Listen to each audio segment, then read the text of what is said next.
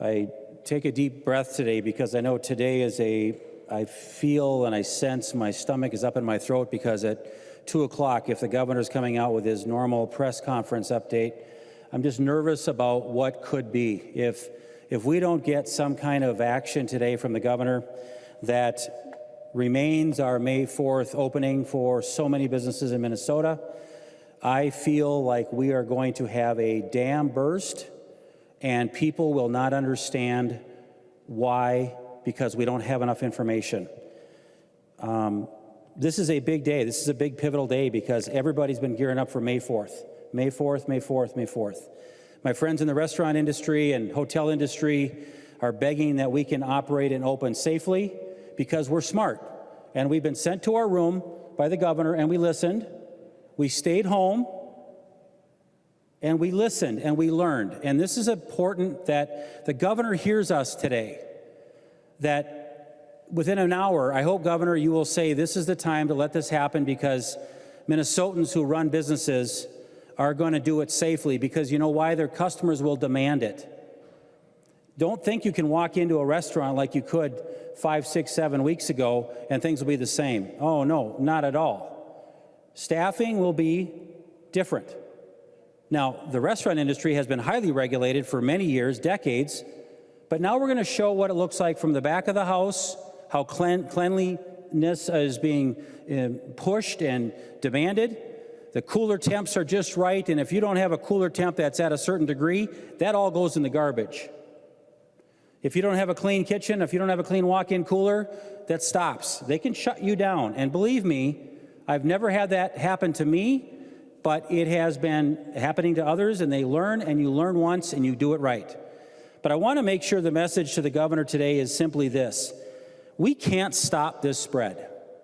I wish we could, and I think Minnesotans have done a darn good job doing what they've been told to do it the right way. I think the governor, early on in this thing, did a good job in throttling down things. We saw these potential spikes coming, and we all listened and learned. But the facts just don't add up right now about what we've seen because what has happened in the last 2 weeks has been remarkable with the data. So if we're going to pay attention to data, then let's look at the data. We've got, I think it's 100 beds or so, 120 beds in ICU today with almost 3,000 ready to go. Only 120 are being used around the whole state of Minnesota. In my county, we have 1 bed right now that's being used with the COVID issue. We can't stop it, but boy, are Minnesotans smart today. We know what safe distancing means. We know that we don't shake hands anymore. Everything is different, and I think it's been a real slap to all of us to really see how important our economies have been, and to see it shut down is just, it's breathtaking. And today, I just urge the governor to hear a few comments about what businesses he can open on May 4th or sooner. You mentioned earlier, Representative Lucera, and I thank you for bringing this forward. This is a great resolution. I plan on supporting this. The churches are empty, and I think the churches could be opened safely. I know they could. I know that there's not a pastor out there or a rabbi or anybody that operates a worship center that will not think of that. Doesn't mean everybody should go to church. But it means that the folks that can go to church should be able to go to church. If there's a time I want to go to church, it is right now. And I hope that we can do that soon. But I want to talk about the spas and the barbers, the folks that have been hurt from the very beginning when the governor shut them down. They do not have the ability to get unemployment. They were not able to collect anything. They were not able to pay their rent. Their customers were not able to come in. And I will tell you, Governor, that this industry has worked tirelessly with your Board of Cosmetology to put together some protocols that are in your possession right now, and we hope that that can be opened up on May 4th. They're ready to go, no waiting rooms, appointments only. They are doing things differently today because they learned, and they did it the right way. I want to talk for a minute about the diners and the cafes, our smallest little restaurants that can do this safely with, again, disposable menus, one-time use, limited hours, no waiting rooms inside. And if you're full with no seats, you have a sign on the front door, no seating available, please wait outside. And if there is, you flip it around and say seating is available. And that manages the flow. So you don't have people standing around, but the staff will have masks. This industry is ready to do this. And also, I want to talk about patients with pain.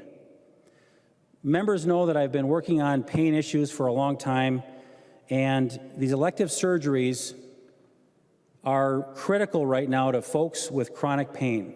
There are procedures that are being done that before the shutdown were enormously helpful for people to not take more opioids.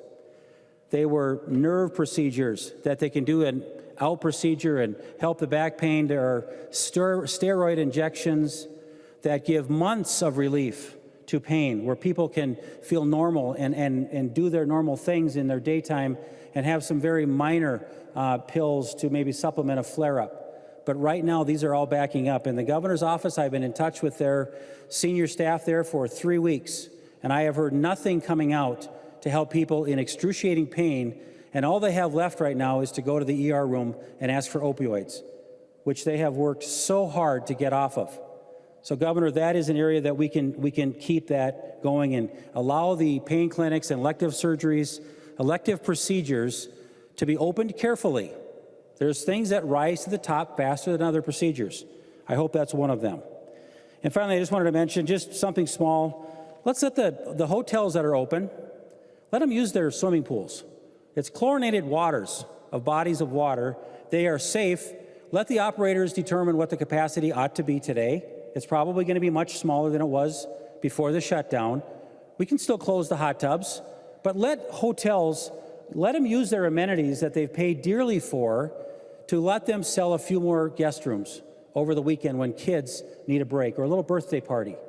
Maybe have a limit. Let the operators do this. They are smart people. They're my colleagues, and I'm proud to stand with them. But we need to give them more tools to utilize. So, Governor, this is a big day. Please don't use a machete and just do a broad stay at home for another 2 to 4 weeks. Use a scalpel and do this right. We are not talking about big concerts right now. We're not talking about things that you cannot do, nightclubs in a spread out version. You can't do that right now. But do this because we have to. Let our business owners open the doors. Let them compete with the big stores, because right now the busiest place in town on Sunday mornings is your local Menards store or Home Depot. And if you go there, I've got so many stores that would love to have a chance of selling a ring at the jewelry store. How about a Hobby Lobby or a smaller hobby store that could open up and sell all the things that Walmart sells? Just be fair, but we can open up small retailers. We can open up our small diners and cafes, and the bars and restaurants can do it smartly. But we've got 67 counties that have yet to have a death in Minnesota. That's a pretty big deal. But boy, we're all shut down tight.